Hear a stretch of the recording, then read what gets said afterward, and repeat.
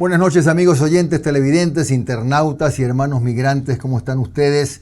Esto es Un Café con JJ en Ecuador TV. Hoy hemos invitado al abogado Francisco Icaza Béjar. Él es especializado en Derecho Civil y Constitucional, máster en Derecho Internacional y Diplomacia, máster en Ciencias Jurídicas, docente, conferencista. Y lo hemos convidado para analizar qué tipo de constitución necesita el Ecuador. Gracias por estar con nosotros, abogado, muy amable. Muchas gracias, Jimmy, por la invitación y bueno, tenemos bastante... Empezamos, sí, hay que aprovechar el tiempo. Para comenzar, ¿usted considera que la Constitución de 2008 ha hecho, comillas, ¿no?, méritos para ser dada de baja por una nueva carta política? Absolutamente. La Constitución del 2008 ha reflejado ser generadora de gran parte de las trabas institucionales y sociales que en este momento sufre el país. Ejemplo, cíteme 2 o 3. Por ejemplo, ¿es verdad que para la inversión extranjera, esto de la soberanía, este tema de las áreas estratégicas, sectores estratégicos, han sido un freno? Sí. Bueno, por ejemplo, se habla de que el Ecuador prácticamente no va a responder a arbitrajes internacionales, en instancias internacionales. Entonces, eso violenta un principio de seguridad jurídica que no es algo exclusivo de lo nacional. O sea, realmente la seguridad jurídica es un principio universal en este sentido y se ha visto vulnerado. O sea, ¿quién quiere invertir en el Ecuador si no hay seguridad jurídica en este sentido? Es decir, esa figura le da la certeza de que no van a cambiar las reglas del juego o que el inversionista está más seguro si es que un juez de fuera de sus fronteras, de Ecuador digo, es el que ventila los casos de conflictos o no. Es una excelente pregunta porque nosotros mismos, como ecuatorianos, no confiamos en nuestro propio sistema de justicia. O sea, ¿cómo pretendemos poner en manos de nuestra propia justicia, que lastimosamente no ha generado confianza en la población ecuatoriana? Peor lo va a hacer en inversionistas extranjeros. O sea, invertir en el Ecuador es un acto de riesgo. Un riesgo. ¿Y eso cómo se destraba? Eliminando los llamados sectores estratégicos, volviendo a la intervención de jueces foráneos para atender o para destrabar, valga la redundancia, los conflictos legales con el país. Sí, o sea, más allá de, bueno, abrirnos a las mediaciones y a la capacidad de abrir este nuevo campo de trabajo, inclusive para abogados, tener más abogados especialistas en mediaciones internacionales, arbitrajes internacionales. Más allá de esto, yo creo que tenemos que hacer una reingeniería a la ecuatoriana. Es decir, que la conformación de nuestro sistema de justicia no responda a organismos que actualmente están extremadamente politizados.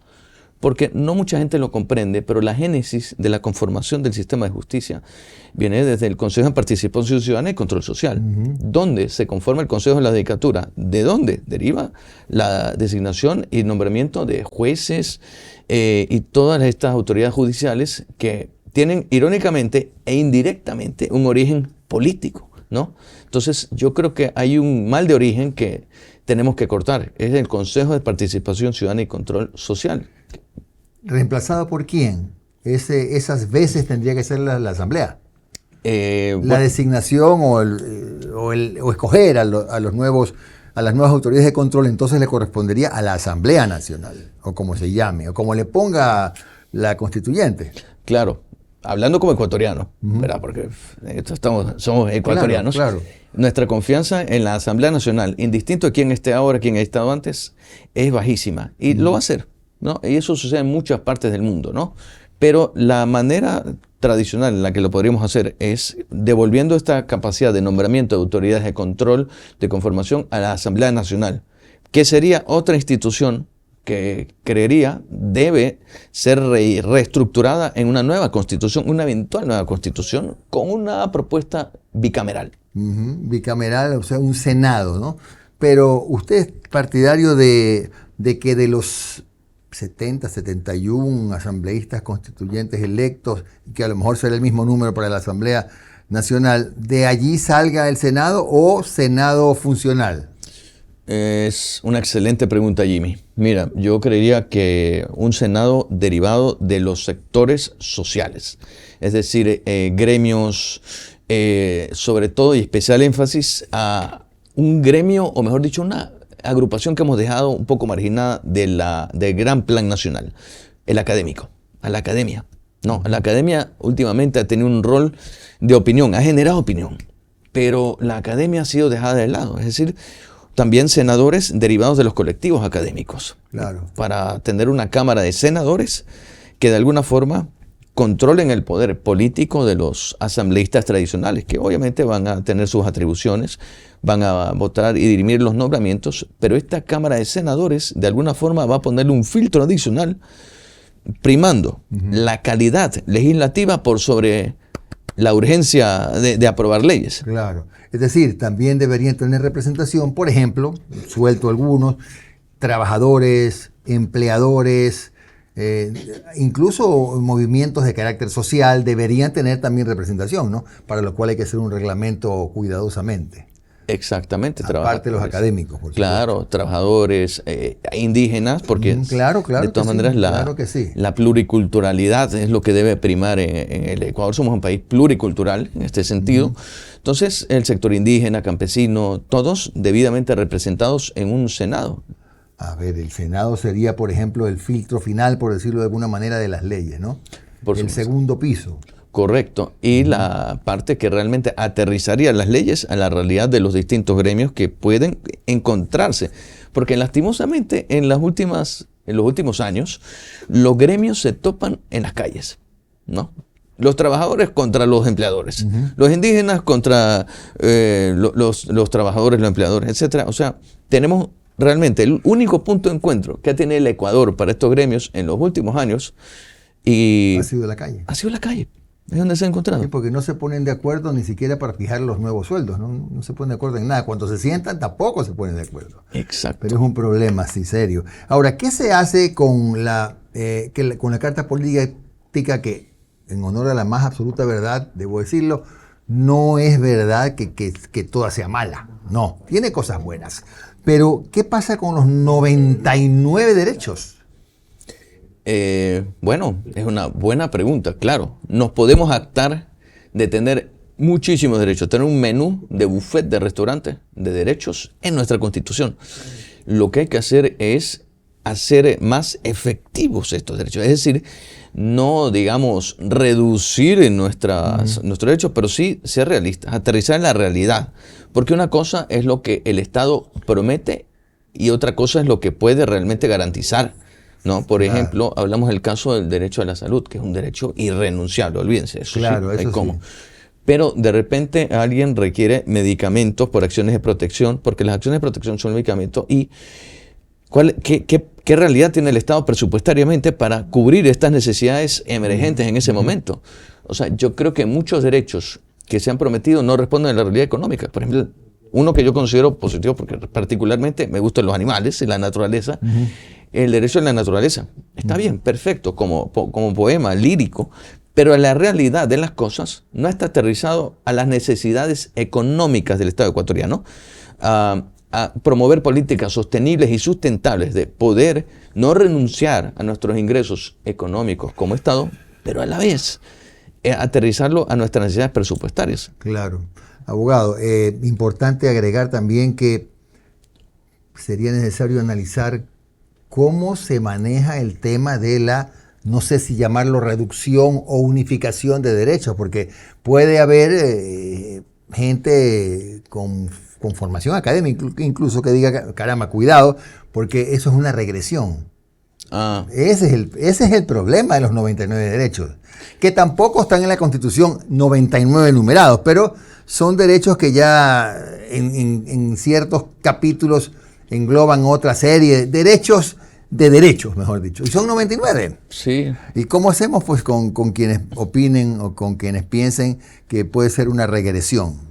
Bueno, con respecto a quienes opinan lo contrario a lo que diré, pero muchos de ellos no han diferenciado principios universales del derecho de derechos concretamente efectivos.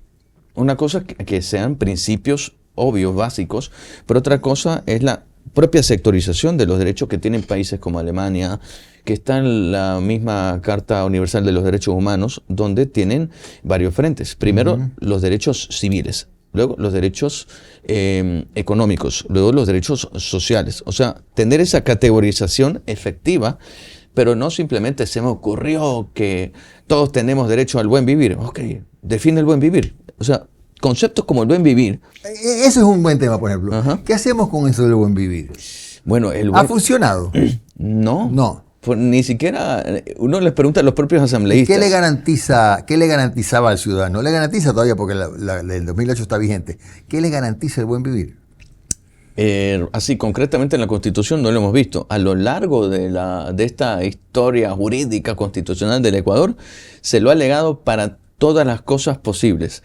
Por ejemplo, un proyecto de construcción que no se hizo porque los habitantes que vivían al lado decían, no, el edificio me tapa la vista, atentan contra mi buen vivir. O sea, ese tipo de argumentos se ha prestado para esas ambigüedades jurídicas. O sea, se ha prestado a veces para bloquear, a veces. Para bloquear muchas cosas. O sea, ¿por qué? Porque es una ambigüedad. O sea, en el derecho, la verdad, el 2 más 2 tiene que ser 4. O sea, el derecho no es una ciencia exacta, pero tampoco es una ciencia que puede dejar cabos sueltos, porque todo cabo suelto crea una anomia y es un vacío legal que es aprovechado, ¿no? Como sucede. Entonces, el buen vivir es un concepto que, si es que se lo quiere incluir, debe estar perfectamente delimitado a qué. ¿En qué aplica? Implican los derechos económicos, derechos de vivienda, o sea, estar perfectamente definido, porque hoy en día es una burbuja flotante que uno tiene como un as bajo la manga. El buen vivir, toma, más o menos como cuando los chicos juegan el Yu-Gi-Oh, ese tipo de cosas. Claro, sí, es verdad, ¿no? Bueno, en el siguiente bloque vamos a tratar otros temas, por ejemplo, el de las bases extranjeras, el tema de la reelección indefinida, el de la pluriculturalidad y la plurinacionalidad, cómo vamos a manejar eso en el evento en que el camino nos lleve a una nueva constitución. Estamos con el abogado Francisco Icaza Béjar, abogado especializado en Derecho Civil y Constitucional, magíster en Derecho Internacional y Diplomacia, máster en Ciencias Jurídicas, docente y conferencista. Con él regresamos.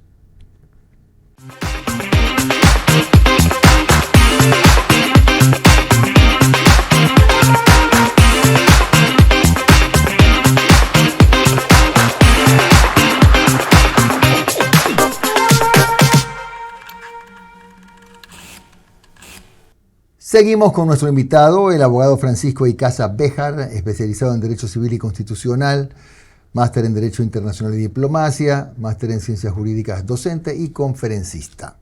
A ver, abogado, pasemos al segundo capítulo. Las bases extranjeras es una de las preguntas de la consulta. ¿Usted cree que instalar bases extranjeras, ya lo dijo el presidente de la República hoy en la mañana, sería tentativamente en Salinas y en Manta, atenta contra la soberanía? No, yo creo que en este punto de la historia, sobre todo en un mundo tan regionalizado, es decir, nuestros males no son nacionales solamente. El Ecuador vive un mal regional, porque el problema del narcotráfico es un mal coordinado entre lo que ocurre en Colombia, Venezuela, Ecuador, ¿verdad? Y que termina, porque la meta de estas organizaciones criminales es Estados Unidos. Entonces, evidentemente, hablamos de un mal regional. O sea, desconocer la necesidad de ayuda extranjera en el Ecuador es desconocer el mal que vivimos, que es un mal regional, no es un mal exclusivamente nuestro. O sea, en la criminalística, en la criminología, perdón, se habla de los factores externos que influyen y afectan un entorno. Y las drogas son un factor externo. Nosotros, propiamente, como se sabe, no producimos cocaína, no producimos estas drogas duras, sino que nosotros las recibimos. Somos en tránsito. Exacto. Entonces, si somos un país de tránsito que no ha logrado controlar el ingreso, porque realmente es como controlar un tsunami, toda la colaboración que sea necesaria para esta lucha, bienvenida sea. Porque no hacerlo, no concebir la necesidad de esta fuerza adicional y este aporte para esta lucha, es desconocer el problema. Claro. Habría que agregar que tenemos el drama, porque es un drama de que en la frontera sur de Colombia hay miles de hectáreas de coca y que ni siquiera las controla el gobierno, sino exguerrilleros o guerrilleros. Entonces, la paz de Colombia la está pagando Ecuador porque pasa a raudales la coca. Entonces, por eso es importante la ayuda internacional, como usted dice. Correcto. Y ya tenemos un antecedente. Hubo una base de Manta quienes más o menos vivimos esa época, pues sí hubo una percepción de seguridad en este sentido, sobre todo en la ciudad de Manta. Uno habla con las personas en Manta y cuentan una historia de un Manta que se sentía seguro, y no porque los americanos hayan sido policías, sino porque ahí se ve realmente la naturaleza del problema. Quienes se sentían más libres para, luego de que se fueron los americanos, para tomarse Manta, porque Manta lastimosamente está tomada por estas bandas alrededor. Claro. Y hay que reconocer también, abogado, que las ciudades portuarias son las que están más amagadas por el crimen organizado, por el narcotráfico, porque normalmente sale por los puertos. Yo creo que cada vez menos por vía aérea, ¿no? Mientras tanto, el otro drama que también de alguna manera podría ser regulado, por lo menos con normas nuevas en la Constitución, es el de la minería ilegal, que es otra amenaza, que ya no es amenaza, ya es una realidad que está afectando la paz en el Ecuador. Por supuesto que sí. ¿Y eso responde a qué? A que, por supuesto, claro, hay un sector de la población que está en contra de la minería, respetable postura, pero hay un problema, que los lugares donde se explotan los recursos minerales están ya perfectamente ubicados. Entonces, si no van a explotar los mineros regulares, controlados por el Estado, supervisados por el Estado, van a explotar los ilegales. O sea, lo van a hacer porque ¿quién los controla a ellos? ¿Quién tiene las armas? La población que se opone, ¿verdad? Alzando las manos diciendo no estamos armados, hay que proteger el planeta, hay que abrazar árboles. No. ¿Quién los va a controlar? O sea, son gente armada, son gente que normalmente va con las armas y con las armas se impone. O sea, ahora que hablamos del tema de la minería, aunque hablamos del ilegal, yo he sostenido siempre que hay un par de concepciones que están establecidas en la Constitución que han sido malinterpretadas, manipuladas, qué sé yo. Una de ellas es la plurinacionalidad. Esa plurinacionalidad que solamente la hay en Ecuador y Bolivia, ¿debe mantenerse en la Constitución? Yo soy del criterio personalísimo, que se debe redefinir el concepto de pluriculturalidad. Ya. Porque reconocer distintas nacionalidades, es reconocer que somos países dentro de países, distintas, no. Tenemos varias culturas que coexisten. Somos un país en el cual, al menos en la región costa, se ha visibilizado de mayor parte, promovemos la unificación y el mestizaje, ¿no? La unión de razas. O sea, reconocer que hay muchas culturas, por supuesto que sí, pero unificarnos en un solo sistema institucional de Estado, de justicia, ¿verdad? Yo personalmente no soy partidario de que se reconozca la justicia indígena como un sistema paralelo. ¿Por qué, por ejemplo? ¿Por qué? Porque, bueno, normalmente ¿en qué deriva la justicia indígena? En tortura. La tortura está expresamente prohibida en la Constitución del Ecuador, en las leyes. Entonces, en mi lectura jurídica del tema, ¿qué sustento tenemos para esto? No desconozco la identidad y la cultura de los pueblos indígenas, pero sí creo que lo mejor que podemos hacer para todos es unificarnos. Claro. Y que funcionemos juntos en un solo sistema de justicia ecuatoriano en este sentido. Claro. ¿Y cómo leemos, no solo de la parte jurídica, sino también económica, lo que ocurre con Bolivia, que siendo también un país plurinacional, sí tiene minería y dos de sus fuentes de riqueza más importantes son la explotación de oro y la gran reserva de litio que tienen?